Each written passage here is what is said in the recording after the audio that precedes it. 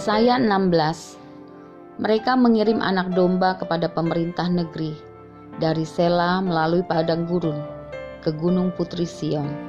Seperti burung yang lari terbang dan isi sarang yang diusir, demikianlah anak-anak perempuan Moab di tempat-tempat penyeberangan sungai Arnon. Berilah nasihat, pertahankanlah hak, jadilah naungan yang teduh di waktu rembang tengah hari. Sembunyikanlah orang-orang yang terbuang, janganlah hianati orang-orang pelarian. Biarkanlah orang-orang yang terbuang dari Moab menumpang padamu. Jadilah tempat persembunyian baginya terhadap si pembinasa.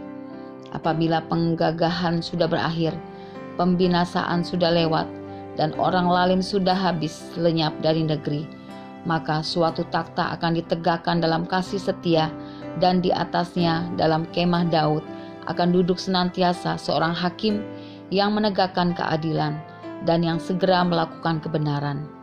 Kami telah mendengar tentang keangkuhan Moab, alangkah angkuhnya dia, tentang kencokakannya, keangkuhannya, dan kegemasannya, dan tentang cakap anginnya yang tidak benar.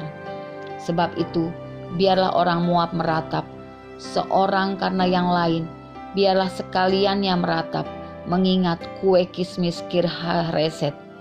Biarlah mereka mengadu dan hancur luluh sama sekali, sebab kebun-kebun Hasibon dan pohon anggur Sibna telah merana. Para penguasa bangsa-bangsa telah memotong pohon-pohon anggurnya yang terbaik, yang dahulu meluas sampai ke Yazer dan merambat ke padang gurun. Ranting-rantingnya berserak sampai ke seberang laut.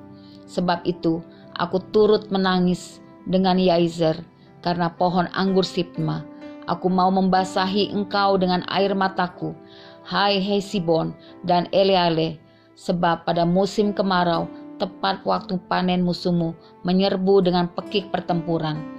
Telah lenyap sukaria dan sorak-sorai dari kebun buah-buahan, telah menghilang dari kebun-kebun anggur, tepik sorai dan sorak-sorai.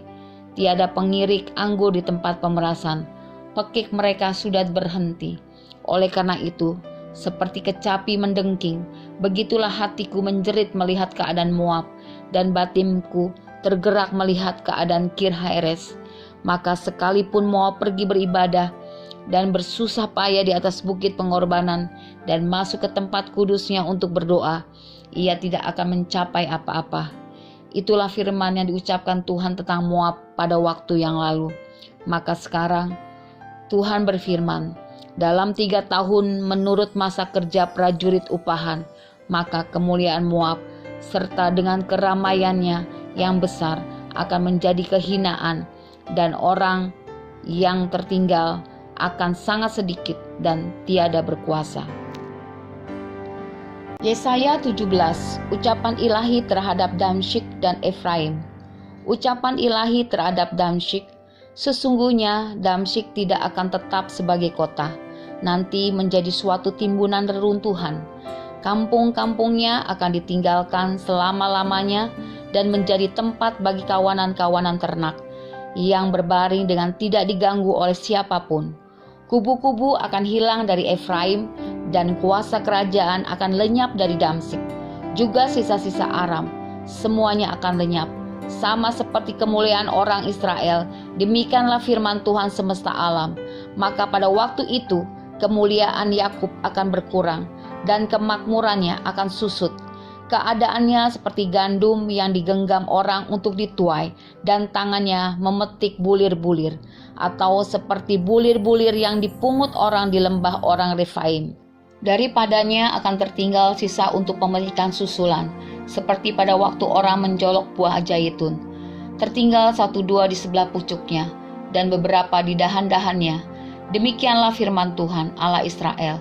Pada waktu itu manusia akan memandang kepada Dia yang menjadikannya, dan matanya akan melihat kepada Yang Maha Kudus Allah Israel. Ia tidak akan memandang kepada mesbah-mesbah buatan tangannya sendiri, dan tidak akan melihat kepada yang dikerjakan oleh tangannya, yaitu tiang-tiang berhala dan pedupaan-pedupaan. Pada waktu itu kota-kotamu akan ditinggalkan seperti kota-kota orang Hewi dan orang Amori yang mereka tinggalkan karena orang Israel sehingga menjadi sunyi sepi. Sebab engkau telah melupakan Allah yang menyelamatkan engkau, dan tidak mengingat gunung batu kekuatanmu. Sebab itu sekalipun engkau membuat taman yang permai dan menanaminya dengan cangkokan luar negeri, sekalipun pada hari menanamnya engkau membuatnya tumbuh subur, dan pada pagi mencangkokannya engkau membuatnya berbunga, namun panen akan segera lenyap pada hari kesakitan dan hari penderitaan yang sangat payah. Ucapan ilahi terhadap Asyur. Wahai ributnya bangsa-bangsa, mereka ribut seperti ombak laut menderu. Gaduhnya suku-suku bangsa, mereka gaduh seperti gaduhnya air yang hebat. Suku-suku bangsa gaduh seperti gaduhnya air yang besar, tetapi Tuhan menghardiknya, sehingga mereka lari jauh-jauh, terburu-buru seperti suku-suku bangsa gaduh seperti gaduhnya air yang besar, tetapi Tuhan menghardiknya, sehingga mereka lari jauh-jauh, terburu-buru seperti sekam di tempat penumbukan dihembus angin, dan seperti dedak ditiup puting beliung. Menjelang waktu senja, sesungguhnya ada kedahsyatan. Sebelum hari pagi, mereka sudah tidak ada lagi. Itulah bagian orang-orang yang merampoki kita, dan itulah yang ditentukan bagi orang-orang yang merampasi kita.